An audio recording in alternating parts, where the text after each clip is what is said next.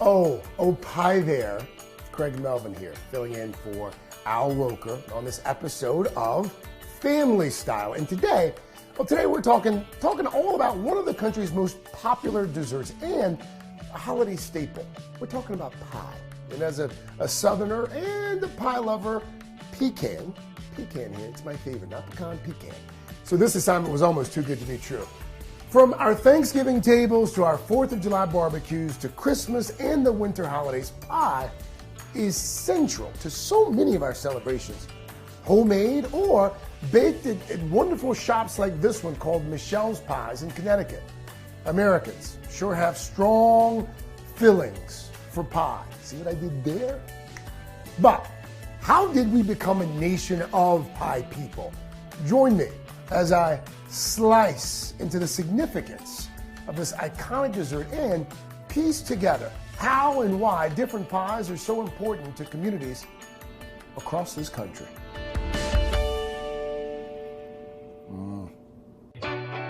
Time to head out of Studio 1A and hit the road for a new kind of culinary adventure. Follow me as I taste some of the most iconic foods around the country and meet the families behind them.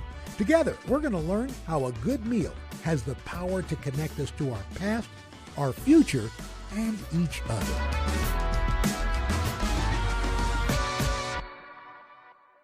Yes, pecan might be my favorite, but this is my second favorite. I'm a huge fan of a good old-fashioned sweet potato pie. And I'm not alone. For millions of Black Americans, making a sweet potato pie is a meaningful tradition this time of year.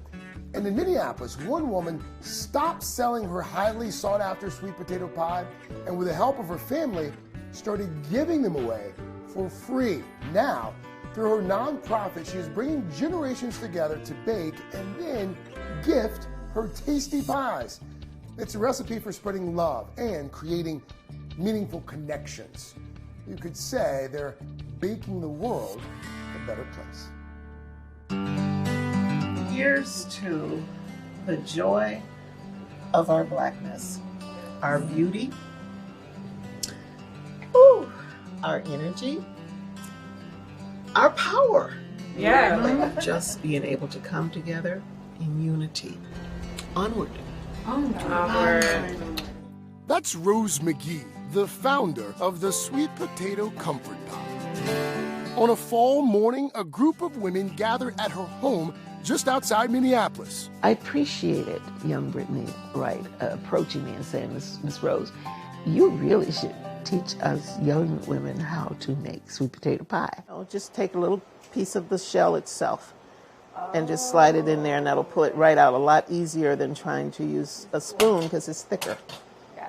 Passing a tradition from one generation to the next. Mama Rose is really good at bringing people together, making them feel welcome and having a sense of belonging. And so I thought it'd be really cool on my birthday to bring a bunch of women together, sharing experiences, learning how to bake pies, learning something from the African American tradition. Each attendee will be making 3 pies to share with their community. 1 to keep, 1 to gift to an elder, and 1 to gift to someone younger than them. Once we got the first batch of sweet potatoes boiling, I started exhaling. When you peel, always go to the tip, and then it just pulls right off. For Rose, sweet potato pie is not just dessert, it's a catalyst for connection, one that she considers sacred. It seems like it's all about the pie, but really the pie just happens to be the sweet spot that brings people together. I used to sell the pies years ago. No idea that one day I would feel compelled to give them away. Not to sell them, but to give them away. I started Sweet Potato Comfort Pie in 2014, not really realizing that that's what I was doing. After the killing of young Michael Brown in Ferguson, Missouri. And I was sitting there watching television, like felt this calling. I obeyed that calling and made about 30 pies, packed them in my car, and my son Adam drove down with me. But what I discovered was people wanted to be heard and listened to. They wanted to feel that they were being respected. So I took that to heart and brought it back home. Back in Minneapolis, when George Floyd was killed, Rose stayed up all night baking pies to take to the memorial site to help her own community heal. And I didn't know what to do except make some pies. And that's why I know it's not just about me. It's bigger than that. Is anybody really going to respond to that? And people do. The organization's mission is to strengthen and cultivate relationships with the solidarity and story sharing that is part of making and receiving the pie. I'm not trying to over-emotionalize anything, but I will say it's something when people allow you to feel purpose and allow you to see beauty within yourself. The sweet potato pie we know today was inspired from West African cuisine and dates back centuries. To get to the root of its origins, we must first talk about yams. I'm Rossi Nastapulo. I'm the author of Sweet Land of Liberty. So a yam is an old world crop and a sweet potato is a new world crop. And so yams are really an important part of the West African diet. Whereas sweet potatoes, they are grown kind of on this side of the world. In the United States, sweet potatoes grew abundantly in the South. Enslaved Black Americans tended to these crops and cooked with them, contributing to many of the sweet potato recipes we know today. However, credit to Black chefs and cooks didn't come until the late 1800s. There was Melinda Russell's A Domestic Cookbook, and then Abby Fisher's What Mrs. Fisher Knows About Old Southern Cooking. And so these were two Black authored cookbooks that included recipes for sweet potato pie and really were an opportunity for these Black chefs and cooks to reclaim their knowledge and have the credit given to them. When emancipation comes, they continue to make sweet potato pie, and this time they're making it for themselves, their families, and their communities. So you're just gonna put in a third of the way. For those close to the sweet potato comfort pie, it's what's in the batter that really truly matters. Antoinette Pearson Ettinger is a pastry chef and helps manage the kitchen at sweet potato comfort pie gatherings. I was at the first meeting here in Rose's living room. When I was growing up, if there were some trauma in a family or some celebration in a family, you went down the street with the pies in your hand to present to the family that was either in need or celebrating and communicate with the folks that are there. Oh, the pies are ready. Today, back in Rose's kitchen, is one of those celebrations in honor of Brittany's birthday. What I appreciate about this, we have been in responsive mode. We try to respond to these crises that happen across the country and locally. So to do something more celebratory is very uplifting and very inspiring for us all. It's a sisterhood. Through these pies, through Mama Rose, we're able to celebrate each other, empower each other, encourage each other, and we're doing it in a way through unity. The future of sweet potato comfort pie, I believe, is a good one. Everybody has this need of wanting to connect, and when you're baking a pie, you're gonna connect. The heart of the comfort pie connection is love and a commitment to greater good, and of course, always keeping their eyes on the pie. When in doubt, bring a bunch of Black women into the kitchen and we'll figure it out. Another pie rich with history and a little sugar as well. Some say the origin of this pie, known as shoofly, can be traced back to a cake, specifically the Centennial Cake. It first appeared in Philadelphia circa 1876, celebrating the 100th anniversary of the Declaration of Independence. And while the exact origins of the shoofly pie are lost to time, no matter how you slice it, it is a true American original. In the heart of Pennsylvania's bucolic Amish country lies a town with a name that sounds like a familiar adage. Birmingham is nestled in Lancaster County. A lot of farming, a lot of agriculture, and a lot of really good hardworking people. It just has a peaceful and calm feeling. It just envelops you. Bird in Hand isn't just the name of this small village. It's also the namesake of a family-owned corporation that runs a group of lodges, a campground, and eateries. John Smucker runs the business. Under his wings, the Bird in Hand Bakery and Cafe, best known for its shoofly pie. Raised Mennonite, John and his wife Myrna have deep roots in this neck of the woods. My family story in Pennsylvania begins in 1752 when my immigrant ancestor Christian Smucker emigrated from Switzerland and Germany, came to America, established a farm homestead here in Lancaster County. And I'm the 8th generation. Pennsylvania Dutch refers to immigrants who came to the U.S. from German-speaking countries in the 18th and 19th centuries, mainly to escape religious persecution in Europe. By the late 1700s, it's estimated that these immigrants accounted for more than a third of Pennsylvania's population. Well, that'd be the new farmers. He's out there doing it. John's ancestors, along with countless others, brought with them new types of cuisine and helped invent that sticky dessert that's famous in this region, shoofly pie.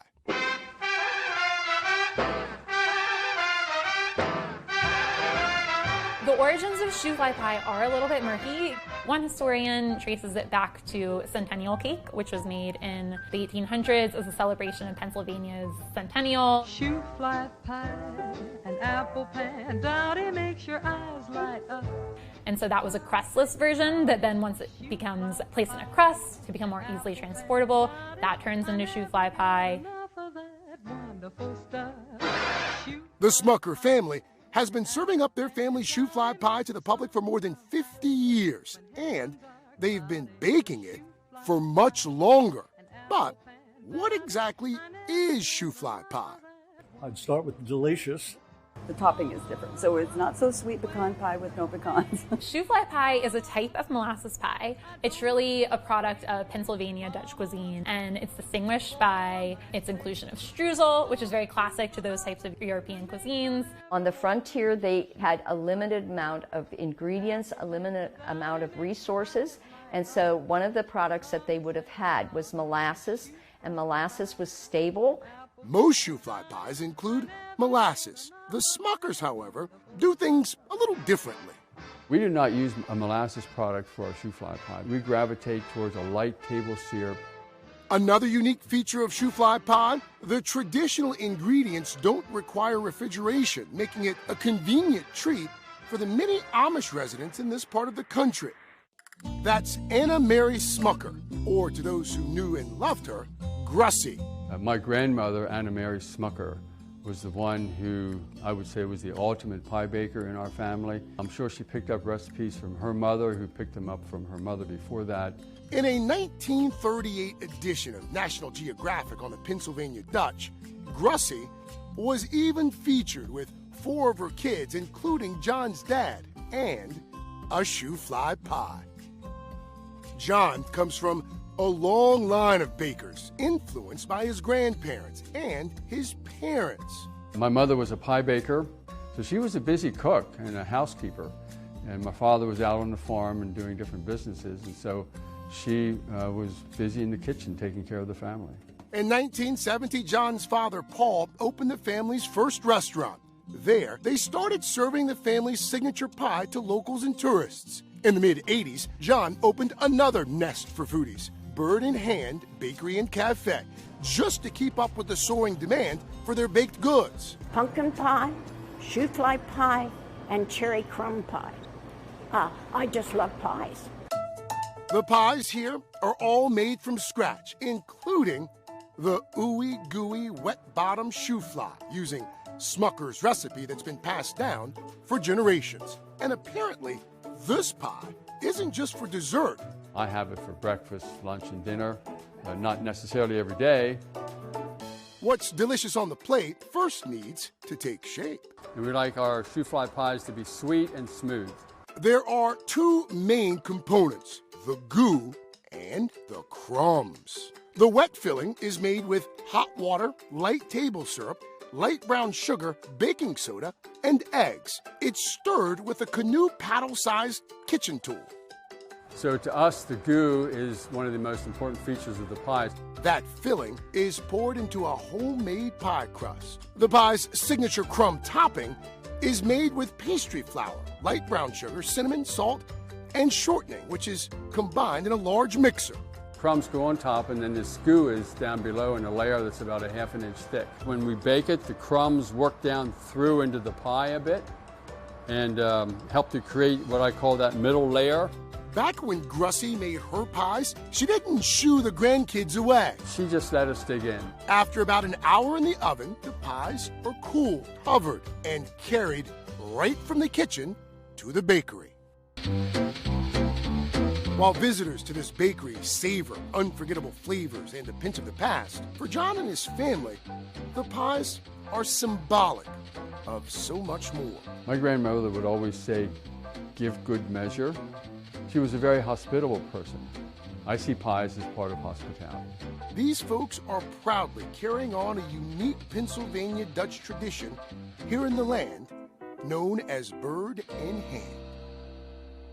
Pie today, gone tomorrow. That's what seemed to be the fate of a beloved bygone Christmastime pie. It was popular for, well, a New York minute. Well, I guess a few decades to be exact.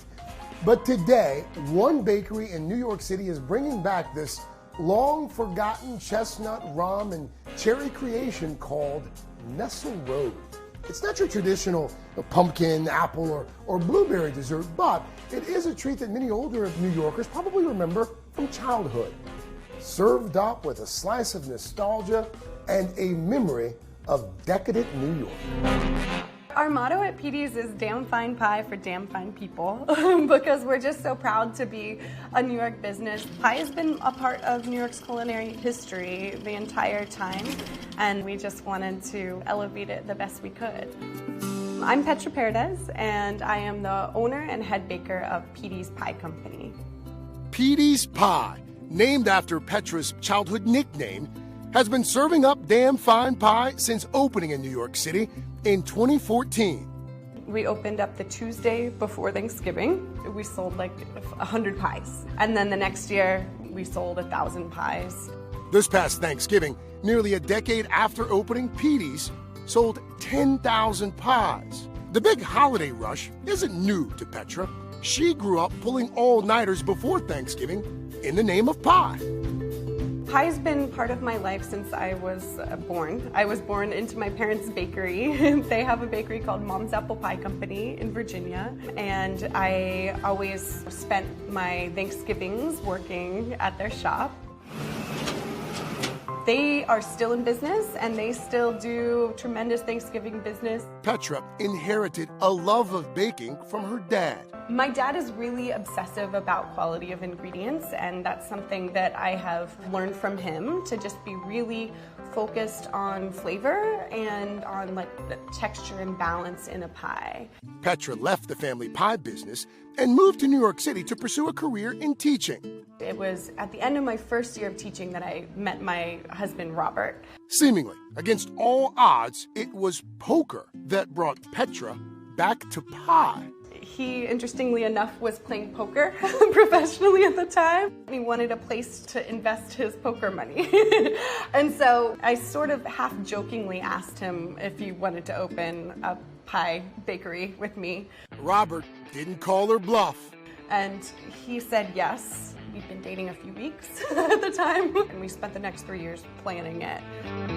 Petee's menu offers the classics like apple, banana cream, key lime, and also a beloved bygone pie. The couple's love of culinary history led to Nestle Rose's discovery and return. One of the things that Robert and I used to do as we were planning our business was we would look at the New York Public Library's menu database, which is really fun. And one pie that we kept seeing over and over that we had never heard of and never tried and weren't sure how to pronounce was Nestle Rose pie. It was on a lot of sort of mid-century menus from the 1940s through the 1960s. This elusive pie piqued Petra's interest. Stumbling across Nestle Road on these old menus was sort of like discovering a fossil or something. Petra saw this as a chance to bring back a piece of decadent New York. Her curiosity inspired a sweet revival. Nestle Road wasn't always a pie. It actually started as a frozen custard dessert in sort of the Victorian ages. A very decadent thing to have a frozen dessert before, refrigeration was widely available. It was like the most fancy dessert you could imagine. First off, it was named after a Russian diplomat by his private French chef.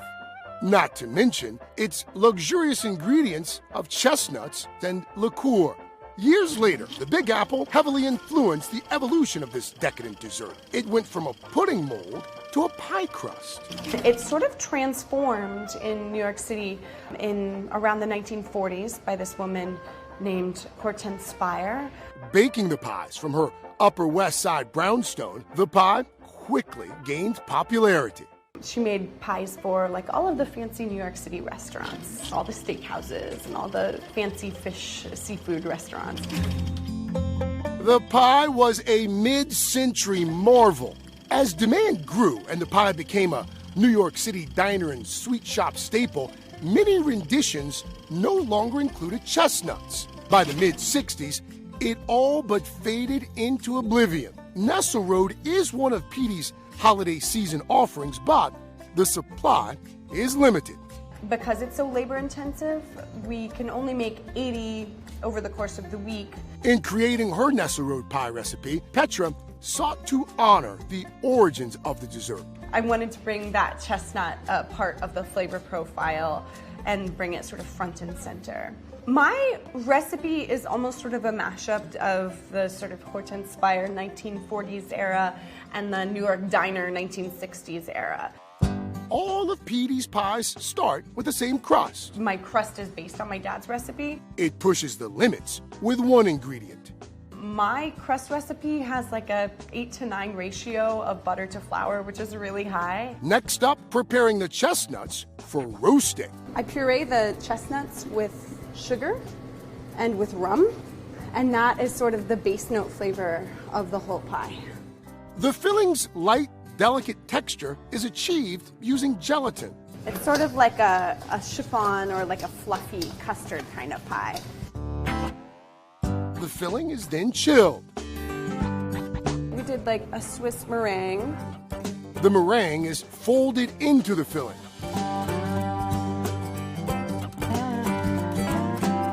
Time to top with ganache.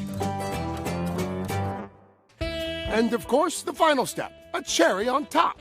They're actually sour cherries. When I hear that somebody who hasn't tried Nestle Road pie since the 1960s tried my Nestle Road pie and loved it and just got a sense of nostalgia out of it, it really sort of brings a whole other layer of meaning into the work that I do. Outside of the bakery, Petra and Robert are raising 3 little pie people, with a 4th on the way. My kids are really into pie. They really love to eat pies. As for if their kids will share a slice of the shop one day, who knows if they'll want to continue the pie business. I look forward to passing on everything that I know, just like my parents did, and seeing if they're interested. For most Americans, it seems that there's always room for pie. And the significance of that slice can adapt to circumstances, places, and people. Through pie, it seems we can more deeply understand not just our country's history, but our own sweetened memories.